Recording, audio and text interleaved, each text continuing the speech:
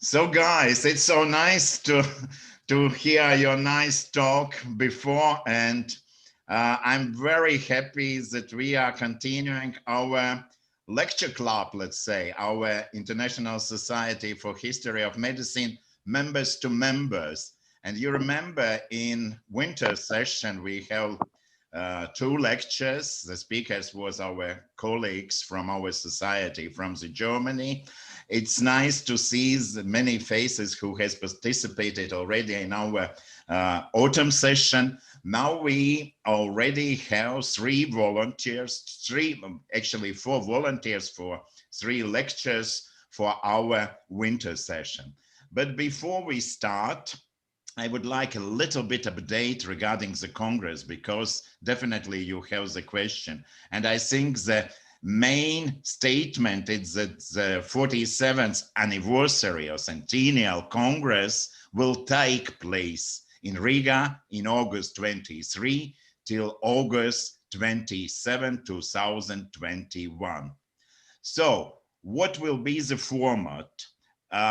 I believe it will be in real, but also maybe in virtual. Anyway, I think the final solution will be hybrid Congress. It's mean those of you who can travel will visit the Riga and we will hold the Congress. And at the same time, those of you who can't travel will register as a virtual participant and will follow the Congress, let's say from the Congress site, because we will stream the all plenaries, all scientific session. Maybe you will miss our great social events. So what else is important? We have added 2 new topics to our list of the topics of the Congress. And one is very important. It's about the history of epidemics and pandemics.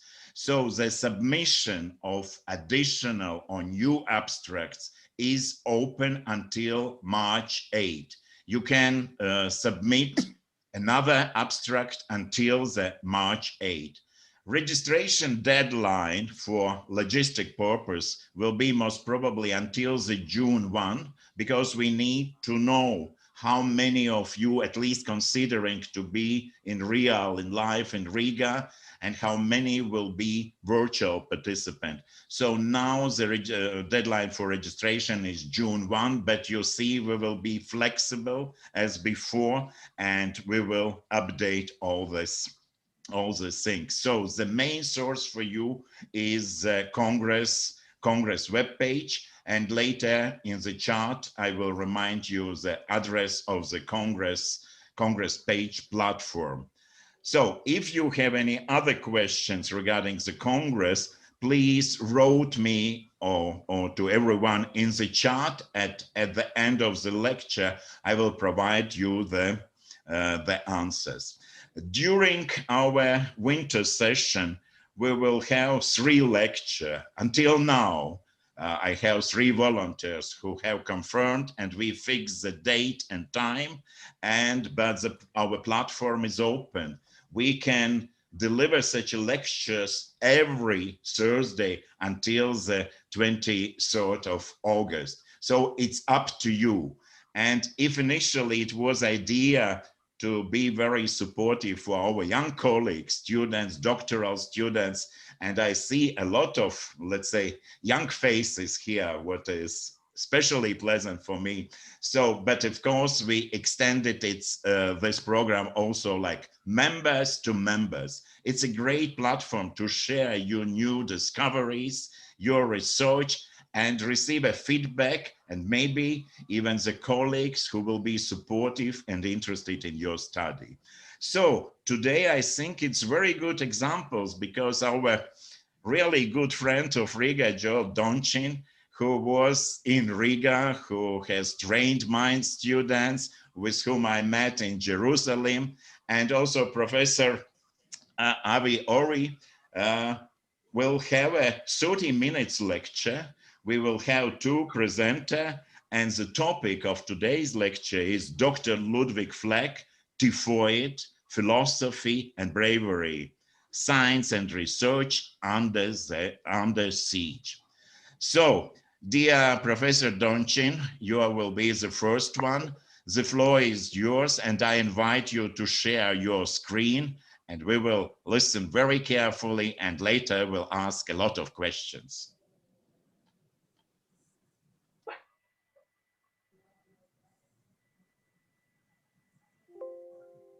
Okay, can you hear me? Yeah. I don't see you. I don't see you. Okay, never mind. I'll do it without seeing you. Okay, exactly a year ago, from a not such a small town in China, a virus started to spread all over the world. December 2019 was the first uh, appearance of the virus. Within a year, within exactly a year, Pfizer, Moderna, and some others uh, was able to produce the coronavirus vaccine. And in Israel, a lot of people, more than 2 million are already vaccinated. Why I put the picture of Ludwick Fleck here? Because of his thinking, because of his philosophy, the advancement of science took a big step forward and enabled us to do in such a speed to do such a speed that to maybe to save or to enable us even to be in Riga next year. So my name is Yoel Donchin. I'm a professor of anesthesia and critical, retired of anesthesia and critical care medicine at the Hadassah Hebrew University Medical Center in Jerusalem, Israel. And just because the typhus is our topic now, typhus is not dead. Also, the viruses are not dead. It will live on for centuries, and it will continue to break into the open whenever human stupidity and brutality, quote, World War II, give it a chance, as most likely they occasionally will. I did not know anything about these two people, Dr. Wiegel and Dr. Fleck. And by a chance, I don't know, from the New York Times, I found this fascinating book, The Fantastic Laboratory of Dr. Wiegel. And then in small letters, how two brave scientists battled typhus and sabotaged the Nazi. Oh, this is a story. I read the story, and within about, some kind of coincidence, a Polish movie came to my attention, The Third Part of the Night, 1971. And lo and behold, the story is set during the occupation of Poland during World War II, and a young man decided to join the resistance. He works in the typhus center, where he is guinea pig for lice after being immunized to make more vaccine. The resistance center around the research institute. Here is the description. I put in red the main topics that I want to show you. You put a strap around your bare leg and slot in this matchbox size containers. It's a small container full of lice that feed from your blood through a wire mesh. These lice are used to breed typhus, and the vaccina is then prepared for their guts. And looking for in the YouTube, I found this wonderful and important movie. Or first, I found pictures. This is how this is being done. The volunteers are sitting there with lice adhere to their leg, and they suck the blood. Then the lice is being taken by the laboratory technician into this special device, and with a small pipette, they withdraw the content of the abdominal cavity of the lice, which from this they prepare the vaccine for typhus. In this movie that I found, you will see it's in Polish, but does not matter. See what's going on here. Profesor Weigel jest dziś jednym z najwybitniejszych biologów świata. Nazwisko jego wymienia się w pierwszym rzędzie kandydatów do tegorocznej nagrody Fundacji Nobla. Zdjęcia z jego pracowni w Krakowie dają przybliżone pojęcie o ogromie pracy uczonych zwalczających tyfus. Do produkcji zastrzyków przeciwtyfusowych używa się wielkiej ilości żywych wszy. Pasożytom zastrzykuje się tyfus. Potem preparuje się je pod mikroskopem.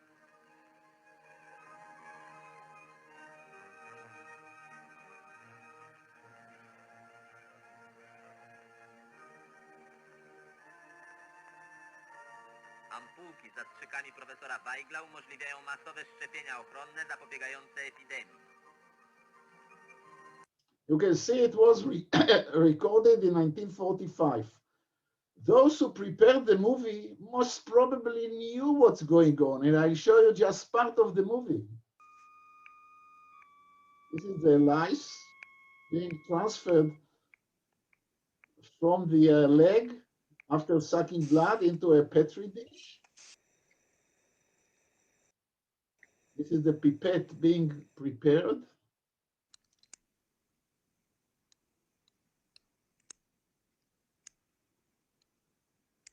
You already saw this device.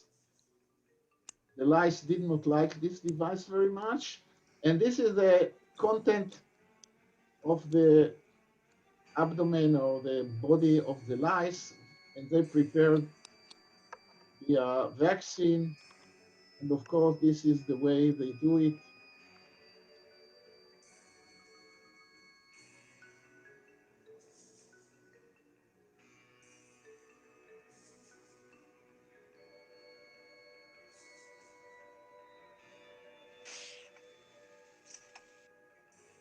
The man who developed it is Rudolf Stefan Wigel, a Polish scientist, and you can see that they even prepare in Poland a stamp to honor him in his laboratory. And what he did actually, during the Nazi German occupation of Poland in World War II, Wigel research attracted the attention of the Nazis because the typhoid and the typhus was a real problem of the Wehrmacht and of the even of the civilians. When they occupied Lvov, they ordered him to set up a vaccine production plant at his institute. About 1,000 people worked there. Wigel employed and protected Polish intellectuals, Jews, and members of the Polish underground. His vaccina were smuggled into the ghetto and the Warsaw, saving countless lives, until the institute was shut down by the Soviet Union following the 1944 anti-German offensive.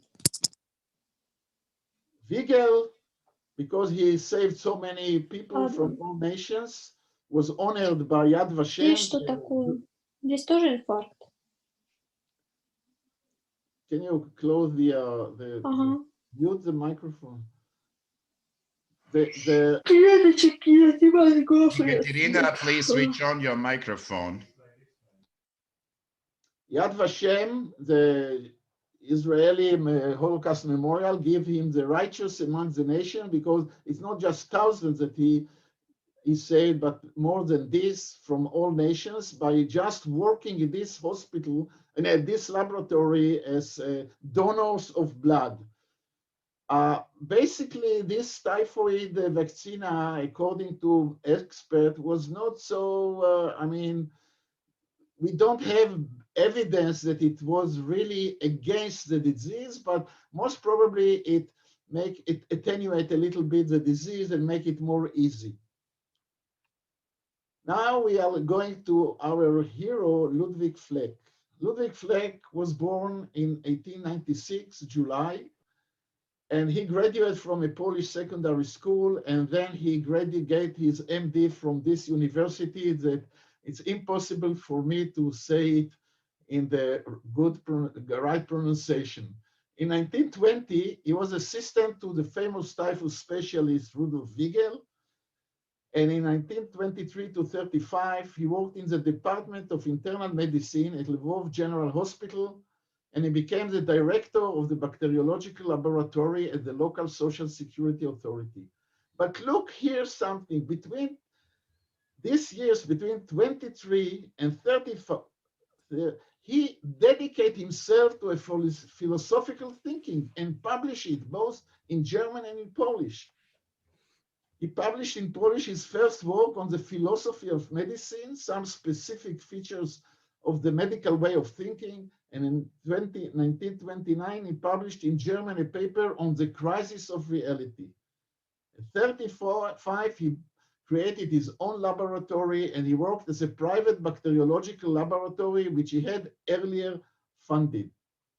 The books, one is The Genesis of Development in Scientific Fact. This is the English translation, and it's very important that forward, as you see in the yellow circle, by Thomas Kuhn. Thomas Kuhn, who wrote the very important book on the development of scientific revolution, the origin, but Professor Ori shall discuss in the second part of this presentation the essence of Fleck theory and his book, and I'm not going into this, but this man is working on typhoid in his laboratory, working in the ghetto, and publishing this amazing philosophical work.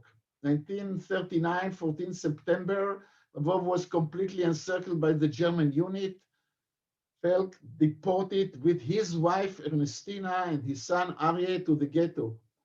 He continued his research in the hospital and developed a new procedure in which he procured vaccina from the urine of the typhus patient. If you read what he wrote, how he handled all this laboratory without equipment, it's unbelievable what this man have done for his neighbors.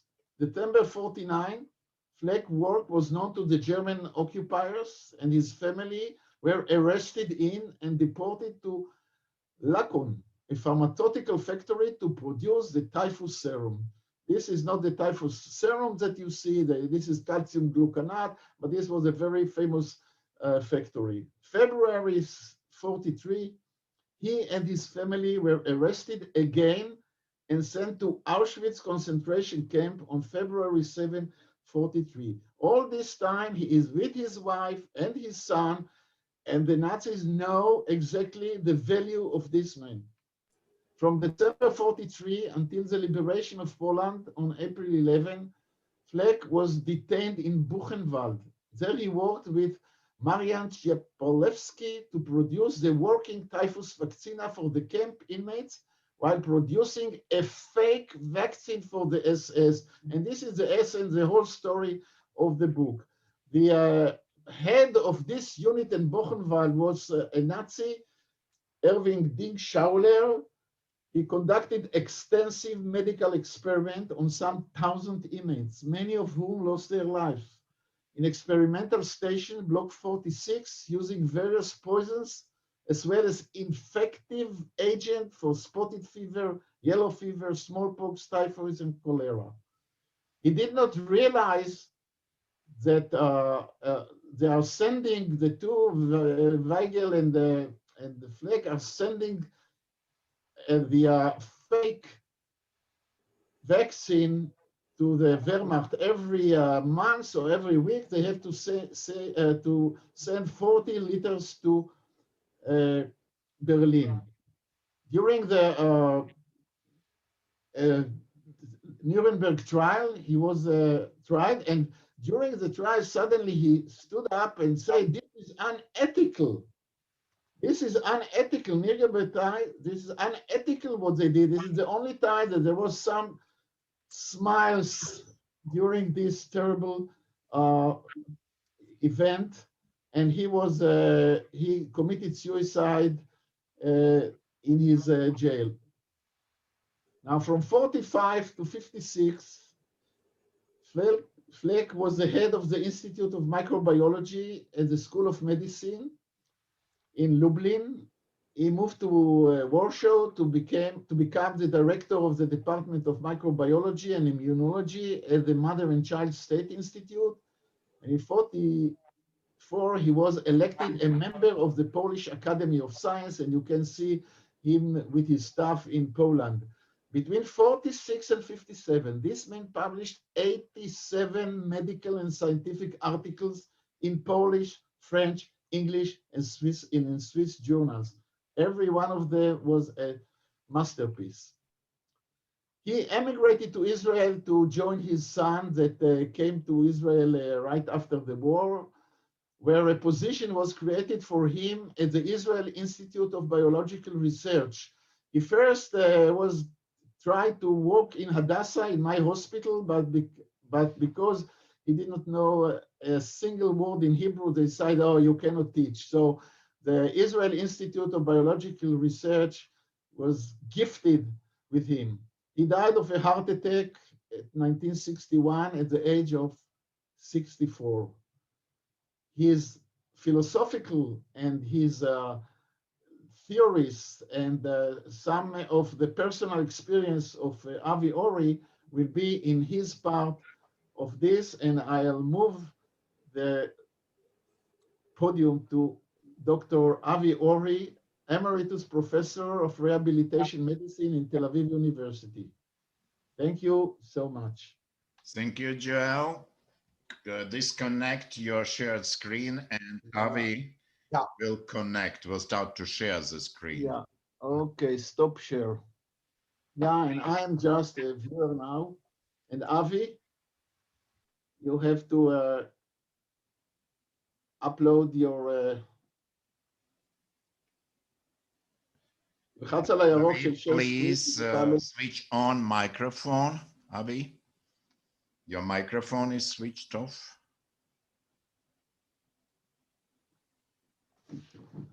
אוי אוי אוי.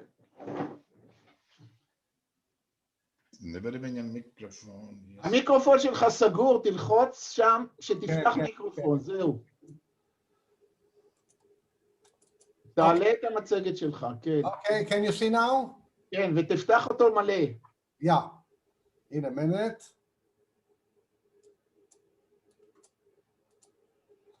Okay, now can you see it? Can you hear me? Yeah.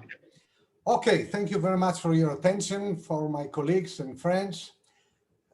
So I want to start that in the year, about 4.5 years ago, I was invited to Wrocław in Poland to attend the international conference on Ludwick Fleck's theory of thought styles and thought collectives, translation and receptions. In my amazement, I saw that there were almost no doctors there, maybe a part of Dr. Maria Ciesielska from Poland, with a special interest in Ludwick Fleck, but most of the attending and the lecturers were philosophers, philologists, historians, sociologists, unbelievable group of people. And there is an institute which is called the Collegium Helveticum in Zurich, which is part of the Swiss Federal Institute of Technology. We have a whole section of people who are interested in Fleck heritage and legacy. And the word episteme was very much indeed in all over the 2 days of the symposium. The terms episteme come from the ancient Greek verb epistemai, which means to know, to understand, to be acquainted with. It's a philosophical term that refers to a principled system of understanding scientific knowledge. You must know that in ancient Greece, the sophists distinguished between the techne, which is the knowledge, and tyche, which is the fate, destiny, if you want, also intuition and serendipity. During the Renaissance, the terms were revived as virtus and fortuna. And I believe that Ludwick Fleck has both virtus and fortuna. The other thing that Hippocrates mentioned in his writings is the word kairos. In ancient Greek means the right moment. So he was the right man in the right time, in the right place, most of the time. If you put the word Ludwick Fleck on Google search, today, 60 years after Ludwick Fleck passed away, you will find more than 2 million results. It's unbelievable, unbelievable fact. This is just one a paper that was written about 10 years ago. In 2006, was published about his philosophy and his model. Although Fleck was only loosely related with any academic environment at that time, Fleck conducted medical research, the result of which was he published about 40 papers, mostly in Polish and German. In 1927, he published in Polish his first philosophical work on some specific features of the medical way of thinking. 2 years later, in German, on the crisis of reality. He was inspired mostly by the quantum revolution of physics. Both articles are the provisional character, but the first one already includes the terms thought style and incommensurability. What is this word means? It's lacking a basis of comparison in respect to a quality normally subject to comparison, or mainly in mathematics, utterly disproportionate or no common measure. He developed the concept of, which is very important to our discussion, then still in German, or thought style in English, and then collective, which is the thought collective. This is the English translation of his book, and this is on the right side. The original book was written in German and published in Basel in Switzerland. But actually, Thomas Kuhn, he mentioned in his 1962 book, The Structure of Scientific Revolution, and since then he became so influential in both academic and popular circles. And his, in preface, he mentioned Ludwick Fleck. This is fantastic evidence that from Lvov ghetto, he published in Gazeta Żydowska, which is in English means the Jewish newspaper, this announcement about Fleck, who produced an anti-typhus serum to fight the epidemic. Typhus exanthematic, or in English it means spotted fever, but in German it means Fleck fever. So Ludwig Fleck is a perfect example of what is called nominative determinism. The hypothesis that people tend to gravitate towards area of work that fits their names. He was born with the name Fleck, but later on in his life, he devoted himself to Fleck fever. Unbelievable. Now we know today's psychologists, we all know about the aha phenomenon, but it was coined by Claude Bernard in the 19th century. He said, and wrote down in his books, that the advancement of science occurs due to a revolutionary model. It means what he called in French the et frappé, which means the thrust in the face, blowing your face, or the methodology of the odd occurrence. So someone had some sensational feeling suddenly, which leads to saltatory progress in science. Just a few examples: Archimedes in the bus, Galileo Galilei in the church when he saw the pendulum, the chandelier, and Blaise Pascal at night when he woke up and became very religious, or Isaac Newton where he was sitting under the tree. These all are revolutionary examples of revolutionary model of Claude Bernard. Of course, when we speak about revolution, we must remind the French Revolution or the Russian two revolutions.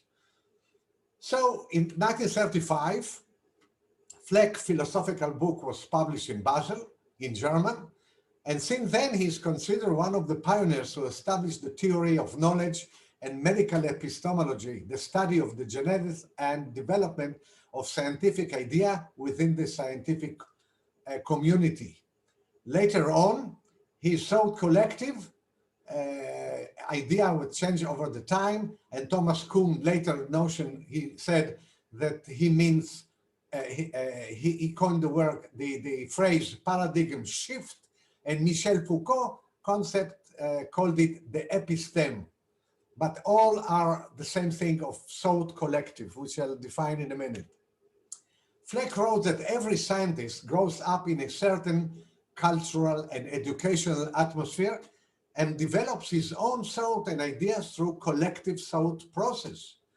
Fleck did not ask what science should be, but rather what is really and what it is really, and how social, historical, and cultural factors influence the birth of these ideas.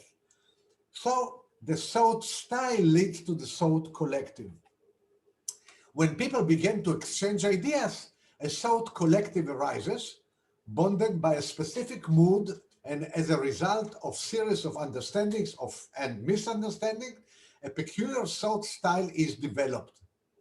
When a thought style becomes sufficiently sophisticated, the collective divides itself into an esoteric circle for the professionals or exoteric circle for the layman. This overthrowing of all dogmas because of collective attains over time a specific way of investigating, bringing with it a blindness to alternative ways of observing and conceptualization. Change was specifically possible when members of two thought collective met and cooperated in observing, formulating holistic hypotheses and ideas. He strongly advocated of epistemology, the approach anticipated later development in social constructionism, and especially the development of critical science and technology studies. Dynamic interaction between scientists and society brings the change. These processes involve social, cultural, moral, and historical parameters. Just to bring you such two examples, let's say the Artist Collective. This is an initiative that is the result of a group of artists working together, usually under their own management, towards shared aims. The aim of an artist collective are ideologies, aesthetic, political views, or even living and working together as an extended family. One example is the German Blau Reiter or the Blue Rider, who flourished in Bavaria in the turn of the 20th century. Another example is the Bauhaus, is the art school operational from 1919 to 1933, combined crafts and fine arts. The school became famous for its approach to design, which attempted to unify the principle of mass production with individual artistic vision and strove to combine aesthetics with everyday functions. So even today you can find in Dessau in Germany, the Bauhaus building, but if you come to Tel Aviv, and this is only one example, you can see that the city is full of Bauhaus model buildings. They are preserved by UNESCO and it is very nice to see the model of building from the 30s. Now, coming back to Ludwick Fleck, a part of his immunological and bacteriological works, he described the changes in leukocyte properties due to inflammation process. These changes included the aggregation of leukocytes in homological or homologous cell groups, an increase of oxidation turnover, their migration, and phagocytic activity. He called it leukergy. Like the erythrocyte sedimentation rate is for the erythrocytes, the leukergy is for the white blood cells. And he first observed it in 1942. Well, to summarize Fleck's amazing station during his lifetime, before the war in Lviv, during the war in Lviv ghetto, Auschwitz and Buchenwald, and immediately after he was released from the camps, he became, as Yoel said before, very much involved in the teaching and research in Lublin and Warsaw University. And in '57, he immigrated to Israel with the Gomulka prime minister, the Polish prime minister Gomulka, who permitted Jews to immigrate to Israel. So the IIBR is a governmental applied research institute specializing in the fields of biology, medicinal chemistry, and environmental sciences. The first director was Alexander Kainan Klotznok before changing his name, and his deputy director was Markus Klinberg. Two professors who spoke both German and Polish. In 1957, from that time, Klinberg, deputy director of this biological research in a town called Nes Ziona, which is south of Tel Aviv. He became a professor of epidemiology at Tel Aviv University, and in 1970, I heard his lectures about epidemiology and public health. But we didn't know at that time that he was a spy for the Soviet Union, and he passed information about Israel chemical and biological activities. Fleck was a real friend of Klinberg. Both spoke Polish and German, of course, and Fleck transferred all these writings that he brought from Poland and books to Klinberg. But unfortunately, all those were confiscated, and in spite of all efforts to recover them, we didn't find any.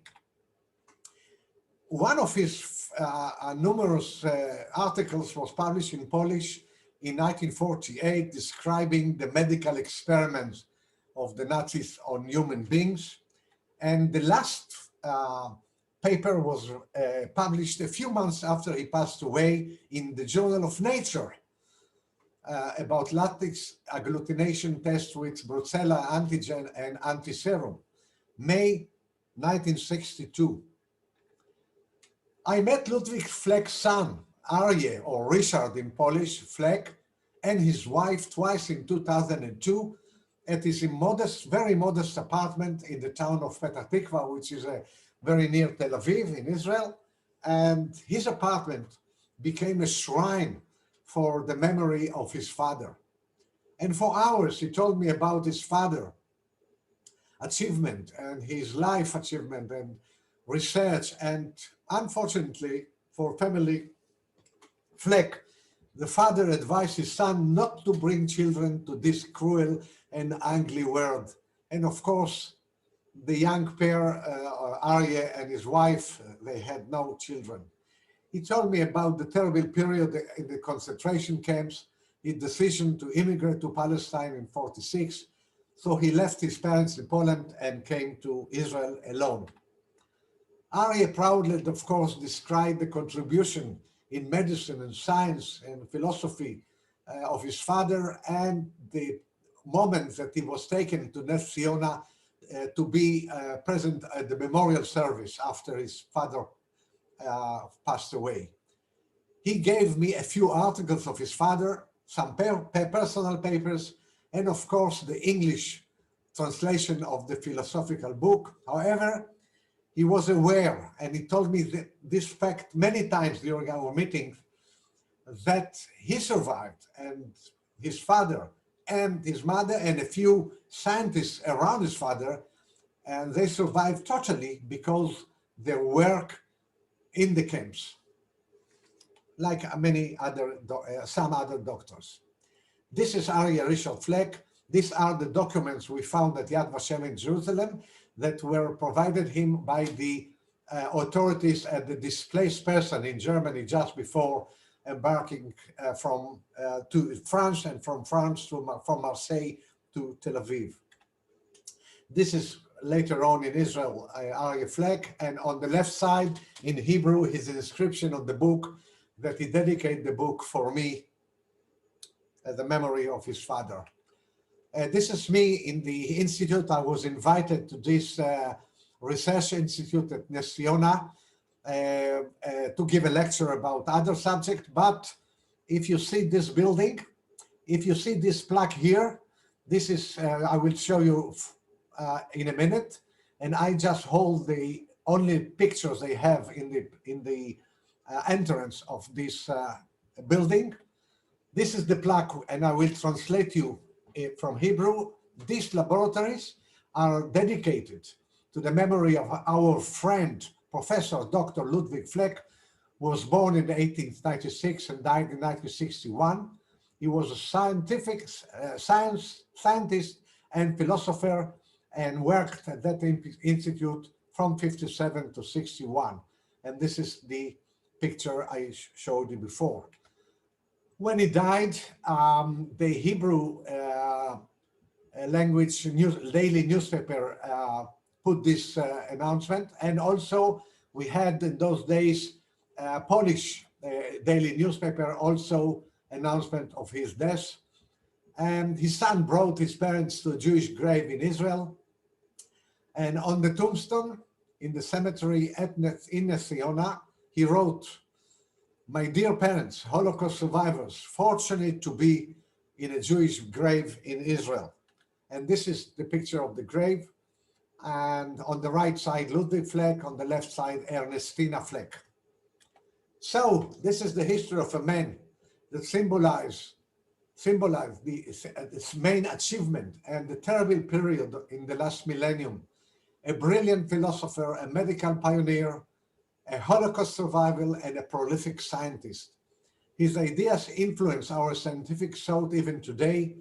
That is why we choose to tell this story and to learn from his own history. Thank you very much for your attention. Thank you very much, Avi, and thank you very much, Joel. Wonderful presentation. And in the beginning, I was a little bit confused, Typhoid, philosophy, and so many things, but now you really show us how many dimension person he was, through what he went. And I expect, well, we have time like 15 minutes because we are keeping format 1 hour. So I expect our participants will ask you questions. My question regarding the city Lvov, because at some time it was like Lemberg, yeah, and it's a little bit confusing because it was, yeah. Can you comment a little bit? Lemberg was in German, and Lvov is in Polish, and Lviv in Ukrainian. Very simple. Okay. Poland was divided so many times by so many powers, and everybody called this the same place in his own language and political motives. Yeah, it was a time when Poland not exist even on the map. Short time. Yeah. Therefore, Napoleon is a national hero. Mm-hmm. Okay, so let's raise your hands or just switch on your microphone and you can ask question for our today's speakers, Joel and Avi.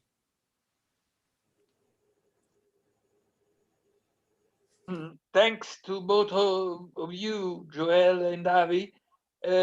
My question is, thank you very much for your lectures. My question is, anybody coming from the same family of Fleck, staying and living in Auschwitz area, have ever been attained by the typhus fever?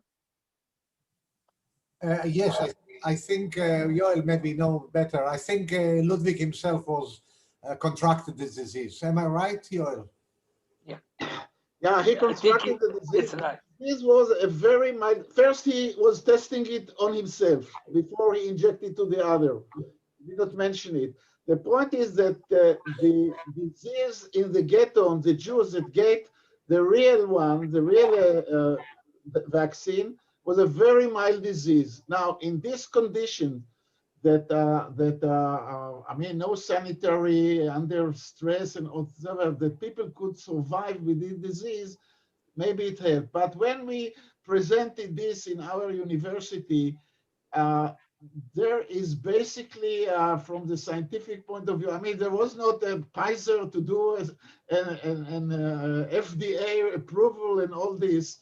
So we don't know if this vaccine was really active. Both what they sent to the Wehrmacht was just water with something, but we don't know if this is, and they're up to today, we don't have today, you don't need, you have antibiotics. Remember, this is World War II at the beginning, what we have sulfines, that's it. So the story became, and even with all their efforts to withdraw the content of the lies, and this was just a factory to save people. the real numbers from what Wiegel saved is something like 3,000 people from all races, Jews, and all of them survived. All of them survived. They did not get they get some injection against the typhus before they donate the blood, but all of them survived and there was no disease. Thank you. Well, תתחיל לדבר, משה. Sure, first, thank you. That was a wonderful presentation of both of you. I think that Weigel, that's the way to pronounce his name, and Fleck are example. קפאת, עוד פעם. סליחה? קפאת, משה, תתחיל שוב. לא, זה לא אני, זה הרשת. כן. אני עוד לא. I think that Weigel and Fleck are example of heroism in medicine. Exactly like the Jewish physicians in the ghetto who conducted medical research. And this is a part of the philosophy that we are talking about. As a physician, no matter what is the condition, you continue to work and to do your best, even if you nearly know for sure that this is not completely right. But you can't avoid working and you can't betray your heritage.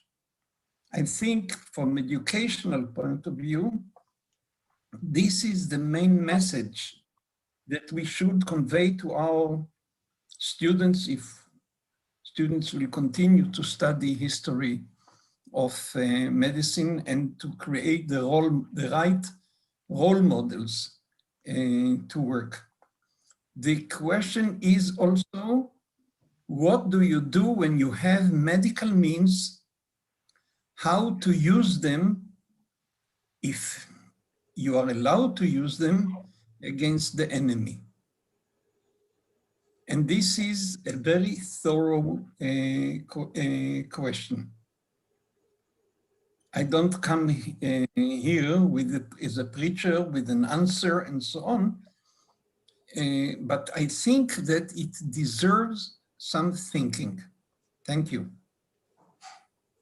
Yeah, Fleck was against, there was a suggestion that what he will send to the Wehrmacht will be something, a poison or something like this, but he said that he is a physician and there is no way that he will do something like this. For all those who are interested in YouTube, there are a few movies, something like 45 minutes on all his life and ethics and pictures, which is very interesting. And I just recommend this.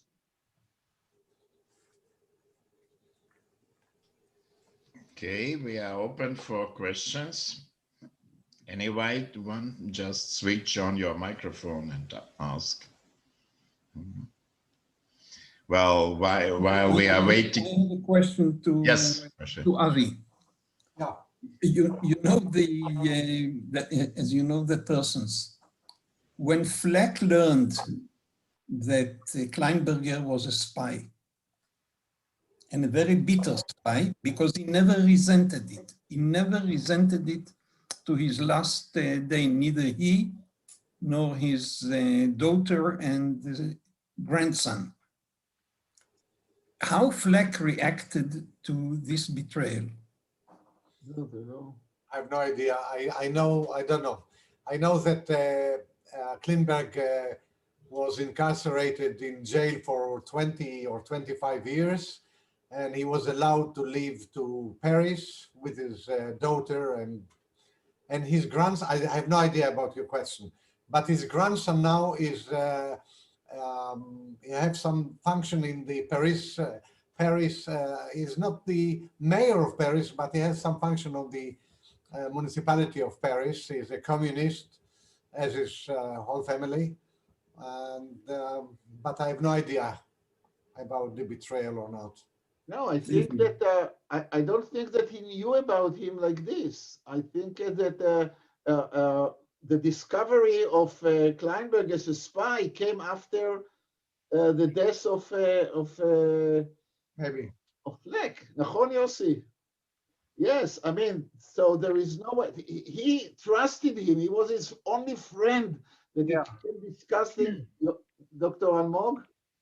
Yeah, the Fleck passed away in 1961. Klingberg's case was discovered only in the 80s. So that was 20 years or more after Fleck's death. So he couldn't know anything about it. Thank you. He was fortunate. Yeah, you see, probably something will appear in archives. But until we're waiting for the next question, I would like to stress that, have you seen how clever Yoel have used the media? And probably it's time to advertise. It's his strongest point. And during the Congress in Riga, we already agreed with Yoel that we will have one day pre-conference, press seminar about how to use the media for teaching or to popularize the history of medicine. And thank you, Yoel, today. It was great example, very, very, very impressive, yeah, with typhoids and other things. Any other questions? Yes. I have a question to Aaron Shechanover from my class. If he can answer, תפתח את המיקרופון. לא, זה נשאר על מיוט. Yeah, no, you did. What do you think about a scientist working in such condition and publishing so many during all those years? Is it as something like this today that a one man will do such a huge amount of scientific research? I didn't get the question, Yoel. What was the question? Can you compare between Fleck condition when he did his laboratory work in the ghetto and what we are? Can a single scientist today reach such an achievement? Well, of course, it's a miracle that he could accomplish anything, but there is another story that probably you don't know of Rita Levi Montalcini. Rita was an Italian Jew, born in Turin, and she trained in medicine and then in oncology, and she started to work in the University of Turin, and then the Nazis came to power, Mussolini, and she was fired from the university, and she was wondered about regeneration of organs. So she went to her home. She was from a rich home, and in her basement, she bribed kids to bring her a fertilized chicken eggs from the village, and she hatched them. And it was a very cruel experiment. When they hatched out, the chicks came out, she cut the legs, and she noted and she painted, how they grew. And, she followed it, but only anatomically. And then she realized that she cannot continue such a experiment in the basement under her bed. She left Italy, went to the United States, discovered the NGF and the EGF factors, which are the growth factor, and in '86 won the Nobel Prize for the first growth factor ever discovered. So it started in a similar way, in kind of a ghetto in her basement, observing something that she could not continue scientifically. But nowadays, no way you can do it, Yoel. No way. Okay, thank you very much. Thank you very much, Aaron, for your comments. It looks that you will be our next volunteer. Consider, please, a lecture. Yeah. Okay. Guys, we are in time because I think it's very important that we always keep the time. So our lectures is 1 hour and we are now just have 1 minute. I would like to thank you, all of you, for participation.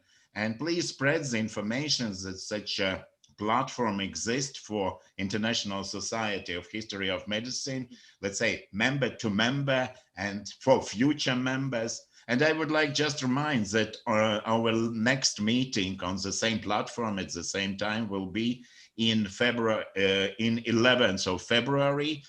And then third one in the spring session will be in the March 4th.